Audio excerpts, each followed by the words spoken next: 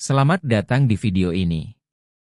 Bayangkan sebuah konflik di mana angkatan udara paling kuat di dunia mendapati dirinya kalah jumlah dan tidak dapat bermanuver di medan perang yang jauh.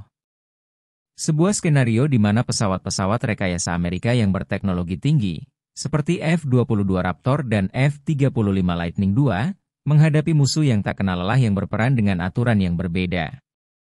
Mengeksploitasi setiap keuntungan dari kemampuan produksi, geografi, dan jumlah yang banyak. Lawan dari negara adidaya ini adalah Tiongkok sendiri yang terus menulis ulang aturan perang modern.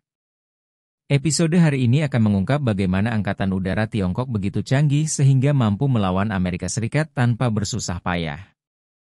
Mari kita jelaskan satu hal dengan sejelas mungkin. Tiongkok telah membuat kemajuan signifikan dalam memodernisasi militernya, khususnya angkatan udaranya. Dan menjadi jelas bahwa mereka siap untuk menantang Amerika Serikat dengan cara yang belum pernah dilakukan banyak negara lain. Dengan fokus yang kuat pada peningkatan kuantitas dan kualitas aset militernya, Tiongkok telah mengembangkan armada yang kuat yang disebut pesawat perang generasi kelima untuk menyaingi pesawat F-22 Raptor dan F-35 Amerika. Sementara beberapa pihak berpendapat bahwa perbedaan antara pesawat Tiongkok dan pesawat Amerika mungkin tidak sebesar yang terlihat, kesempurnaan mutlak selalu memenangkan perang. Selama 2 dekade, Angkatan Udara Tentara Pembebasan Rakyat Tiongkok tanpa henti mengejar tujuannya untuk menyamai Angkatan Udara Amerika Serikat, USAF. Menurut laporan Pentagon baru-baru ini, pengejaran ini telah mengubah Tiongkok menjadi pesaing yang hampir setara dengan USAF dalam banyak skenario. Angkatan Udara Tiongkok bahkan bisa lebih unggul melawan Amerika Serikat, terutama dalam konflik mengenai Taiwan. Disinilah letak daya tariknya. Para jenderal Tiongkok telah merencanakan kampanye udara cepat selama 96 jam yang bertujuan untuk mendominasi langit di Taiwan. Strategi mereka mencakup serangan presisi terhadap infrastruktur utama dan kepemimpinan, yang menyiapkan panggung untuk invasi skala penuh ke pulau tersebut. Bayangkan gelombang kejut yang dapat ditimbulkan oleh hal ini melalui komunitas internasional. Para perencana militer Tiongkok memahami bahwa untuk mengamankan Taiwan, mereka memerlukan angkatan udara yang cukup besar untuk menguasai pertahanan Taiwan dan mempertahankan wilayah mereka sendiri dari respons militer Amerika Serikat dan sekutu regionalnya. Mereka telah bekerja keras, tidak hanya meningkatkan jumlah pesawat di armada mereka, tetapi juga meningkatkan kemampuan teknologi mereka. Mereka telah mengembangkan berbagai pesawat perang generasi kelima untuk menyaingi pesawat tempur terbaik Amerika. Beberapa pakar teknologi berpendapat bahwa pesawat-pesawat tempur Tiongkok ini tidak secanggih dan senyap seperti pesawat-pesawat tempur Amerika. Tapi, apakah hal itu benar-benar penting sekarang? Beberapa waktu yang lalu, sebuah jet Amerika Serikat bertemu dengan pesawat tempur J-20 Tiongkok yang tangguh. Dan hal ini membuat seluruh Departemen Pertahanan Amerika Serikat tercengang melihat betapa mengesankannya kemampuan J-20. Hal ini menunjukkan bahwa para pakar teknologi mungkin tidak mengetahui keseluruhan kisah di balik pesawat tempur Tiongkok, dan banyak bukti menunjukkan bahwa Angkatan Udara Tiongkok jauh lebih maju daripada yang diketahui. Kenyataannya adalah Tiongkok tidak perlu membangun armada pesawat perang yang sempurna. Mereka hanya perlu cukup baik untuk menimbulkan ancaman yang nyata dan mempertahankan pertarungan. Pertimbangkan kebijaksanaan di balik pepatah lama bahwa kuantitas memiliki kualitas tersendiri. Doktrin ini, dikombinasikan dengan keunggulan strategis geografi, memberi Tiongkok keunggulan yang signifikan, baik dalam konflik di India Utara, Laut Tiongkok Selatan atau Timur, maupun di Taiwan.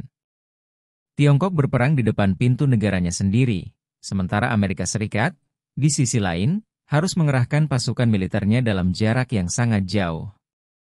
Dengan mengandalkan sekutu regional untuk mendapatkan akses pangkalan dan hak pengisian bahan bakar. Kedekatan titik-titik konflik yang berpotensi terjadi di daratan Tiongkok memberikan Beijing keunggulan yang signifikan di lapangan. Ini bukan hanya masalah geografi, tetapi juga kapasitas industri. Sebelum melanjutkan lebih jauh, beritahu kami apakah Anda menyukai videonya. Jika ya, silakan klik suka dan bagikan, dan mari kita lanjutkan. Kemampuan manufaktur Tiongkok yang sangat besar memungkinkan mereka memproduksi pesawat terbang baru dan perangkat keras militer dengan cepat, jauh melampaui Amerika Serikat dalam hal penggantian dan perbaikan. Kemampuan untuk menghasilkan pengganti dengan cepat memberi mereka keuntungan penting. Mari kita lihat F-22 Raptor, komponen penting dari superioritas udara Amerika. Dalam berbagai skenario permainan perang yang dilakukan oleh Pentagon, bahkan F-22 dalam jumlah terbatas dapat mengubah keseimbangan demi kepentingan Amerika. Namun, jumlah pesawat ini terbatas, dan meskipun mereka tangguh, mereka hanya dapat melakukan banyak hal melawan pasukan yang jauh lebih besar. Jika dihadapkan dengan segerombolan pesawat tempur Tiongkok, bahkan F-22 yang perkasa pada akhirnya akan kewalahan. Inilah kejutannya. Persediaan pesawat perang siluman Tiongkok akan segera melampaui persediaan pesawat tempur siluman di Amerika. F-35, pengganti pilihan militer AS untuk armadanya yang sudah tua, juga menghadapi masalah. Mengingat Tiongkok sedang mengerjakan skema F-35 selama operasi dunia maya pada tahun 2005, mereka telah memiliki hampir 2 dekade untuk mempelajari, mereplikasi, dan mengembangkan langkah-langkah penanggulangan. Apakah mengherankan jika Tiongkok merasa percaya diri untuk menghadapi F-35? Apalagi, F-35 tidak sehandal F-22 dalam pertempuran udara, dan biaya produksinya serta perawatannya lebih mahal. Jika Amerika kehilangan pesawat-pesawat ini lebih cepat daripada mereka dapat menggantinya, kerentanan strategis akan mulai meningkat dengan cepat, menyebabkan masalah besar lainnya. Sebagai negara adidaya yang memiliki kepentingan global yang tersebar luas, Amerika Serikat harus menghadapi tantangan ini. Sementara itu, kepentingan inti Tiongkok terkonsentrasi di wilayahnya sendiri. Dalam suatu konflik, Tiongkok dapat memfokuskan pasukannya secara regional untuk memaksimalkan efektivitasnya melawan militer Amerika Serikat yang terbebani oleh komitmen global. Tambahan tantangan bagi Amerika adalah inefisiensi dalam rantai pasokan militernya.